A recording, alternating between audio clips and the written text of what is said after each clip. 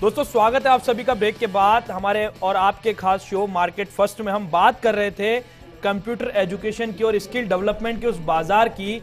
मैंने कहा था कि आप सावधानियों पर चर्चा करेंगे। सावधानियों के लिए पैनल के पास लिए चलते हैं आपको सीधे। सबसे पहले आशीष जी मैं आपके पास आना चाहूंगा। जब एडमिशन बच्चा लेने के लिए आता है, कंप्यूटर कोर्सेज की बात हो या स्किल डेवलपमेंट की, तो किस तरह की सावधानी उनके माता पिता को और बच्चे को रखनी चाहिए? पहली तो वही जिस पे हम बात कर रहे थे कि प्रोग्राम वही करे जो बच्चे के मन में करने की है। उसको किसी भी तरीके से किसी दूसरे सब्जेक्ट या प्रोग्राम के लिए पुश नहीं करें, क्योंकि उसमें उसकी रुचि रहेगी ही नहीं। तो कैरियर काउंसलिंग का पहला पार्ट ही ये है कि बच्चा क्या करना चाहता है, उसके बाद उसके ऑप्शंस खोलने चाहिए कि आप ये भी कर सकते हो, इसके साथ ये जोड़ के कर सकते हो। कितने ऑप्शंस हैं दुनिया में, डिफरेंट टाइप के कोर्सेज आ गए हैं। वो ज़माना गया है जब इंजीनियर और डॉक्टर ही बनते थे।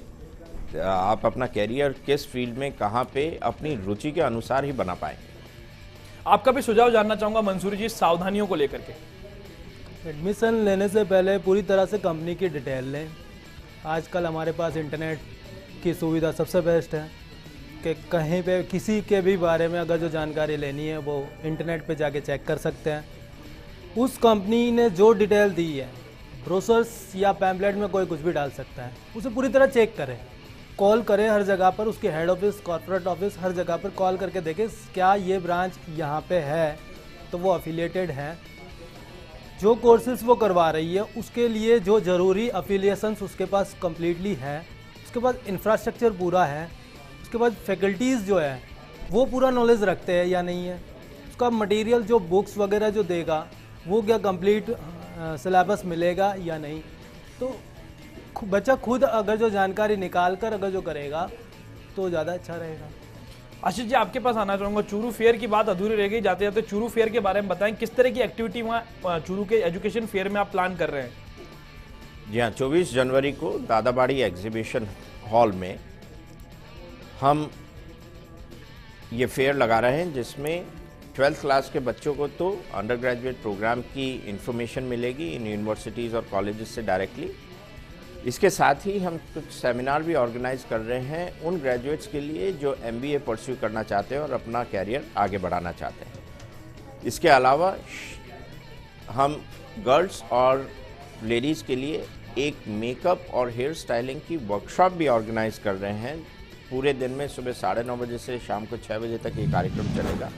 3-4 वर्कशॉप हैं उसमें। उससे उनको ये पता अवेयरनेस क्रिएट करने की कोशिश कर रहे हैं हम, जो इमेज कंसल्टिंग बिजनेस इंस्टीट्यूट के माध्यम से मिलेगी उनको। मंसूरी जी मैं आपका रुख करना चाहूंगा। आपका फ्यूचर प्लान क्या है? राजस्थान की अगर हम बात करें तो फ्यूचर प्लानिंग क्या है आपके संस्थान की? फ्यूचर प्लानिंग मैं राजस्थान की नहीं, पूरी कंपनी का बताऊंगा कि कंपनी आज इंडिया में नंबर 1 हो चुकी है। अब हमारा फ्यूचर प्लान है कि 2020 हमारे जो मिस्टर खेरानी है हमारे चेयरमैन, उन्होंने ये लास्ट हमारे अवार्ड फंक्शन में ये बताया था कि हमारा प्लान है 2020 क्या है, तो 2020 तक हम दुनिया भर में फैले हैं। दुनिया भर में हम इस इंटरनेशनल जो टेक्नोलॉजी है उसको हर गांव तक पहुंचाएं। जैसे मैंने बताया आपको कि हर स्कूल, हर कॉलेज का बंदा फ्री CSU कोर्स हमारे तरफ से लेगा। तो वो इसीलिए कि टेक्नोलॉजी गांव तक, हर बच्चे तक पहुंचे, ताकि डिजिटल इंडिया या इंडिया का नाम भी पूरी दुनिया में फैले। लेकिन जहां तक बात की जाए मंसूरी जी, डिजिटल इंडिया की आप बात करें, डिजिटल इंडिया में सरकार अपने स्तर पे काम कर रही है। CSU प्रोजेक्ट के बारे में आपने बताया। बच्चों को बुनियादी शिक्षा यानी कंप्यूटर की शिक्षा देने से पहले जो सावधानी थी उसके बारे में भी हमने बात की। हम ये जानना चाहेंगे जो आपके यहाँ एक्सपर्ट्स रखे जाते हैं कंप्यूटर शिक्षा देने के लिए, उनका चयन यानी सिलेक्शन किस तरह से करते हैं आप? क्या जो विद्यार्थी आप क्या पढ़ रहे हैं उन्हीं में से करते हैं, या नए विद्यार्थी बाहर से जो लोग स्टेब्लिश होकर आते हैं उनमें से लेते हैं आप?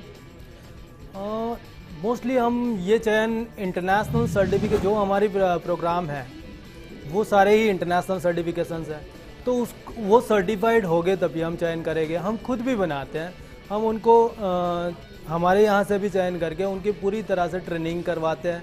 जैसे मैंने बताया कि हमारी जो इंटरनेशनल अफिलिएशंस है उनसे भी ट्रेनिंग करवाते हैं, उनको सर्टिफाइड करते हैं। उसके अलावा ह्यूमन साइकोलॉजी भी हमें चाहिए उनके अंदर, ताकि वो बच्चे को अच्छे से अच्छा नॉलेज दे सकें। आशीष जी, आपका रुख मैं करना चाहूंगा, चूरू फेयर पे लौटूंगा, मैं चूरू फेयर की बात करूंगा। चूरू फेयर के अंदर आपने बताया कि विभिन्न संस्थानों का आपने नाम लेकर के बताया, कौन कौन से कोर्सेज होंगे। संस्थानों का तो आपने जिक्र किया, लेकिन कोर्सेज अलग अलग जो संस्थान होंगे, चाहे वो आपका संस्थान है, चाहे और जो संस्थान आपके साथ जा रहे हैं, वहां पे किस तरह के कोर्सेज की जानकारी आप वहां स्टूडेंट तक पहुंचाएंगे? हर स्ट्रीम की है, वो चाहे बीबीए हो, वो चाहे बीकॉम हो, वो बीएससी हो, वो फॉरेंसिक साइंस हो, वो कंबाइंड प्रोग्राम्स हों, वो कॉमर्स के कोर्सेज हों, हर तरह के इंजीनियरिंग के कोर्सेज हों, हर तरह के प्रोग्राम्स जो एक यूनिवर्सिटी रन करती है, उन सारी की जानकारी दी जाएगी। लेकिन क्या लगता है आशीष जी आपको, भविष्य की बुनियाद तैयार करने के लिए जिस तरह से जरूरत पड़ चुकी है स्किल डेवलपमेंट की, किस तरह से आप इस मंच के माध्यम से सरकार से अपनी राय साझा करना चाहेंगे कि स्किल डेवलपमेंट की और सरकार भी ध्यान दे? आप तो ध्यान दे ही रहे, सरकार किस तरह से ध्यान दे सकती है? सरकार को तो मैंने जैसे आपको कहा कि सरकार इस तरफ काम तो कर रही है, वो इम्प्लीमेंट कब होगा, और काम हमारे साथ ही कर रही है उस institute, image consulting business institute के साथ ही।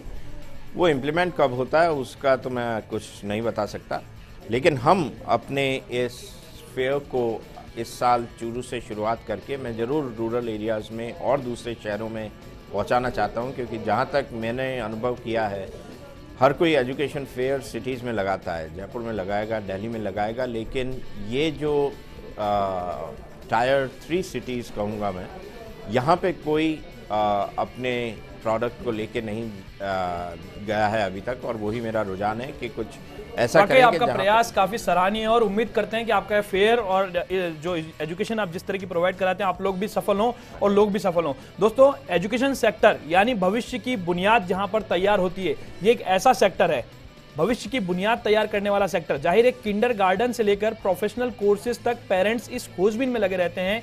आज के शो में हमने कोशिश की आपको ये सब कुछ बताने की, इस शो में हम कुछ आपकी मदद कर सके, यही हमारी इच्छा थी। ये शो आपको कैसा लगा, इसका फीडबैक आप हमें जरूर दीजिएगा। फिलहाल आप मुझे और मेरी टीम को दीजिए इजाजत, और मेरे मेहमानों को भी दीजिए इजाजत। आप हमारे शो को हमारी वेबसाइट www.firstindianews.com और यूट्यूब चैनल पर विजिट करके भी देख सकते हैं। अगले सप्ताह फिर होगी मुलाकात मार्केट से जुड़े हुए किसी और नए सेक्टर के साथ। फिलहाल दीजिए इजाजत, नमस्कार।